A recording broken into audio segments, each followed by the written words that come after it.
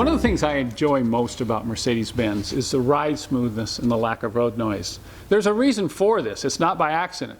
The engineers were very careful to isolate all suspension components from the body with rubber parts. The downside is these rubber parts wear out. In fact, after 18 years, rubber starts to deteriorate regardless of mileage or use. I just acquired this 1986 300 SDL, and I thought it'd be a good time to show you what I go through when I inspect all the suspension components on a 126 chassis. The procedures covered in this video will refer to all Mercedes 126 chassis sedans and coupes from 1981 all the way up to 1991. To restore the factory ride will often require replacement of a number of different rubber components as well as wear parts like ball joints. I always start by removing the front tires to take a really good look at the outboard control components. Begin by inspecting the upper control arm. This is a cast aluminum part which is attached inboard to the body and secured to the end of the sway bar, which goes in to the rear of the firewall. This component can only be purchased as one unit. So if you find wear on either end, you're going to have to buy the whole part.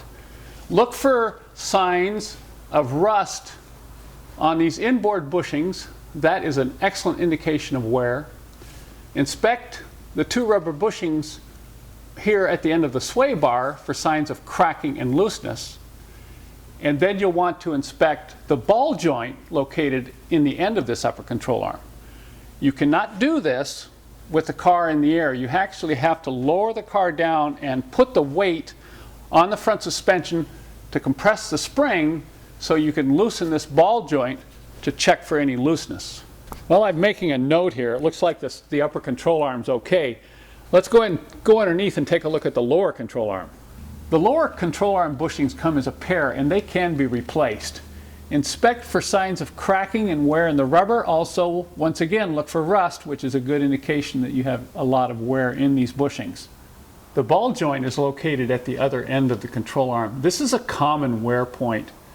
Often you can find that the rubber seal around the ball joint is broken like you see here. It's obvious this ball joint needs to be replaced. I'm going to go ahead and order new inboard control arm bushings and have those done at the same time. One thing I'd like to point out here, it is dangerous to remove these lower control arm components because you have to compress the front spring. I recommend you take your car to a good front end suspension shop to have these lower control arm components replaced. The remaining key component on the front suspension is the brake control rod. It's attached here at the lower control arm and goes all the way back and connects to the subframe through a bushing mounted here. If you look in close here, you can see that this bushing is showing signs of rust and deterioration. This is a very common wear point. In fact, the lower control arm bushings are the #1 126 chassis component front suspension kit that we sell. This is something you can replace, and our kit includes instructions to do that yourself. It looks like the other side is no better, so I'm going to go ahead and add 2 lower control rod bushings to my list. In fact, I knew I was going to have to replace these even before I raised the car up in the air because I was getting movement and clunking sounds when I hit the brakes as well as when I was driving over rough ground. This is a common indication that these bushings are going to need replacement. There's a couple other bushings associated with this brake control rod, and these are the 2 large bushings that hold the bracket to the subframe. These generally don't wear out, but you do want to inspect them. Now that I'm done with the suspension, I want to move on to the steering. And this will include inspecting the tie rods, the steering shock, and the idler arm bushing. I start with the tie rods, and I first check the rubber seals on each ball joint. There's 6 total. And what I'm looking for is any cracks in the rubber. My feeling is if the rubber's cracked, even though the ball joint may be tight, you're looking for something that's going to wear out in the near future, so I just go ahead and replace it.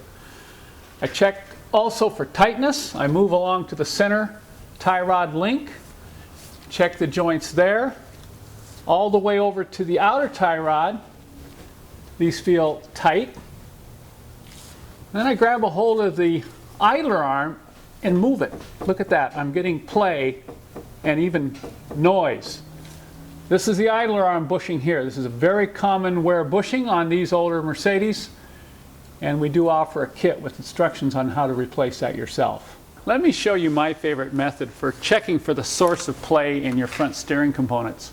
You're going to need a helper for this because one person's going to have to check while you move the front brake rotor side to side. Note here I'm getting quite a bit of play. As I'm moving it side to side, I can have my helper put their hand on each one of the locations.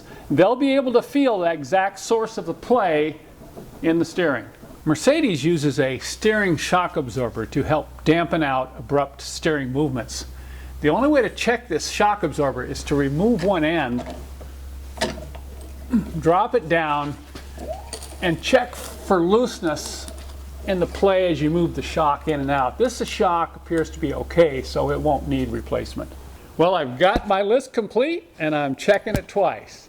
Here's what I'm going to need: ball joints, control arm bushings, brake control rod joint bushings, idler rod bushing kit, and one outboard tie rod.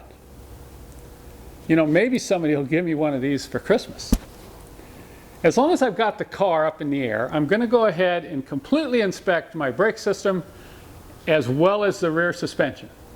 I hope you found this video helpful, and be sure and check out my website for all our front suspension components.